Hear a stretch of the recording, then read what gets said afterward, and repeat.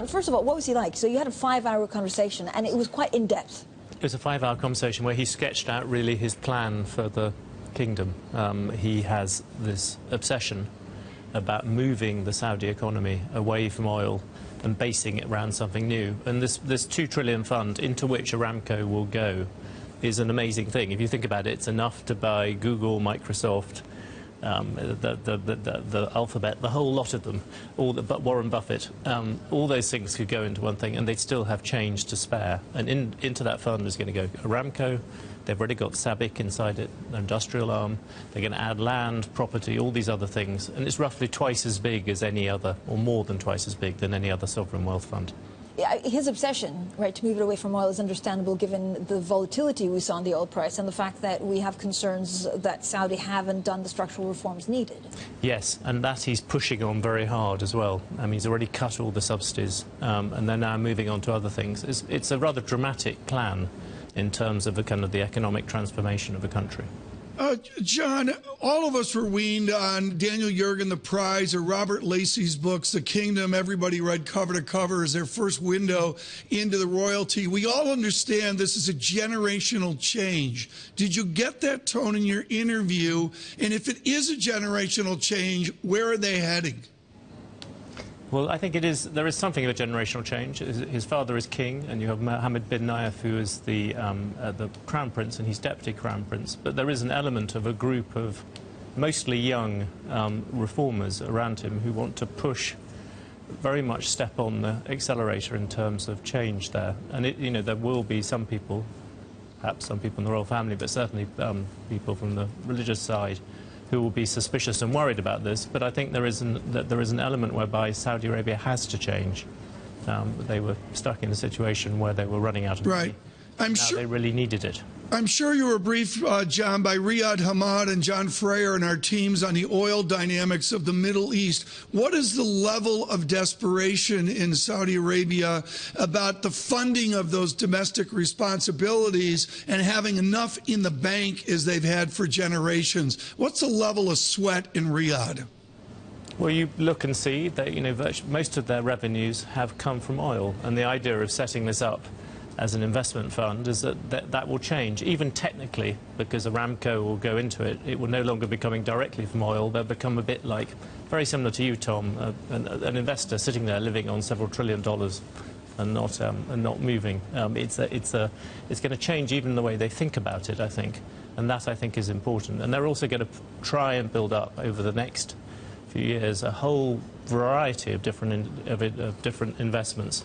And even if you look at Saudi Aramco, the aim there is very much to go from just being a producer of the oil, it's by far the biggest producer of oil in the world, to becoming the world's biggest refiner. They've already got that very clearly in their sights. They refine about 5 billion barrels a day at the moment. They want to push that up to 8 million, 10 million. They want to move into petrochemicals. And in the end, their plan for Aramco is to be a huge industrial energy company. So it goes across the whole parameters. I mean, this is a fairly dramatic change in the industrial makeup of both the country and the oil market. And actually, there's also this underlying geopolitical tension with Iran. They haven't been friends for a long time, and so this adds another layer of uncertainty, or I don't know if it's chaos, but combativeness. I think it's fair to say the Saudis did not react well to Barack Obama's suggestion that they share the Middle East with Iran.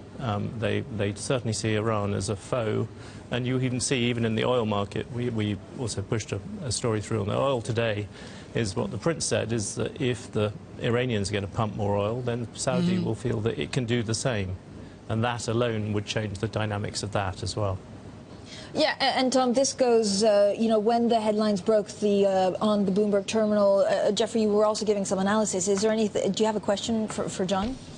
Did the peg come up at all? Because, if I look at a new 2 trillion oil fund, if you look at Norway's oil fund in Norwegian kroner terms, it's actually still up, so they don't really have to worry about domestic payments and things. This, a lot of people argue, is a misalignment that the GCC in general, those who still have pegs, will have to deal with. Is that under consideration? I don't think it is directly. It's a very good question. It didn't, but it's not something which is a priority for them at the moment. But you're right, it's something which is going to become ever more important. There's definitely an element whereby in that region, the reformers within Saudi Arabia are looking very much at the idea of trying to create some sort of version of a free trade zone across the rest of the GCC. There is an element, you get this also from the IMF and many other places, that this region has got to change. It's got to change, possibly in the end, probably politically as well. Tell us more about that. I'm absolutely fascinated. $2 trillion, right, in this wealth fund. And he seemed to make a clear point by saying they want to be the biggest. They will be the biggest, and his aim is to become much bigger still. The aim is to use this to push out, not just to include Saudi Arabia, Saudi Aramco, and also SABIC, but also to bring in other assets to do with land, property, mining, all those things, and to run this as far as they can in a professional, I suppose, professionally managed way. They brought in young managers from different places to try and do it. It's it is certainly a gamble, but it's one which is being taken by somebody who, I think, for the past few years has been arguing this very strongly within the family. John, tell us what the requirement is by Saudi Arabia of the United States. It has been, I know you've been traveling, but it has been an absolutely original 10 days in American politics. Not to be so bold as to say, did the Crown Prince bring up the Deputy Crown Prince? Did he bring up Mr. Trump or Mr. Sanders? But the idea of what is their requirement from the next president of the United States or their requirement from the next prime minister of the United Kingdom? I think their main requirement from the President of the United States, I think, is some degree of support. I think that's what they're looking for. Their argument, which you can argue with or disagree with, is that they see Iran very much as the people who've intruded into this world, that they are trying to push ahead. They've been a loyal ally of America in the way they see it. And they are cross, I think, in different ways by the way in which Iran is coming into the fold. Against that, you can see, because of the Iran deal, you can see the possibilities, maybe, of a deal of Syria.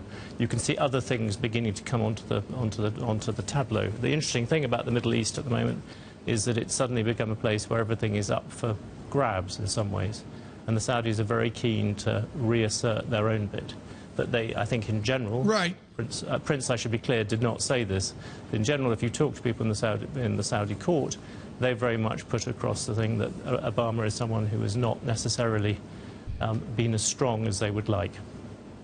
John, one final question, if I could, and let's bring it back to the price of oil. Edward Morse at Citigroup talks often about the demand dynamics. How badly do the Saudis need a strong American economy? I think they need a strong, everyone wants a strong American economy, they want a strong world economy. What's interesting about them is that there are various, what comes through quite strongly about Saudi Arabia at the moment is there are various tensions. You would imagine straightforwardly that their main priority would be a high oil price. I don't think it's as clear as that. I think that they now have very different priorities. If they had an oil price of, say, around $50 or $40, somewhere around there, they feel relatively comfortable in that zone because they think that is enough for people to keep on buying oil.